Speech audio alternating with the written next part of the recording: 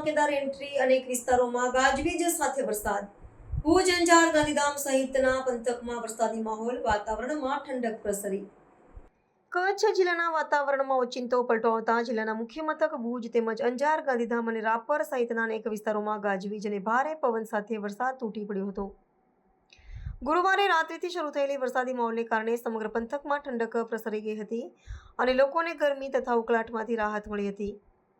વહેલી પરોઢથી જ જિલ્લાના અનેક ગામોમાં ધોધમાર વરસાદ શરૂ થતાં નીચાણવાળા વિસ્તારોમાં પાણી ભરાવાની સમસ્યા સર્જાઈ હતી.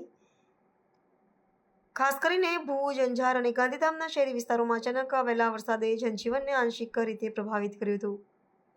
વીજળીના કડાકા અને ભડાકા સાથે વરસેલા વરસાદે વાતાવરણને સંપૂર્ણપણે વરસાદી બનાવી દીધું હતું, જેના કારણે કેટલાક સ્થળોએ પાણી ભરાવાના દ્રશ્યો પણ જોવા મળ્યા હતા.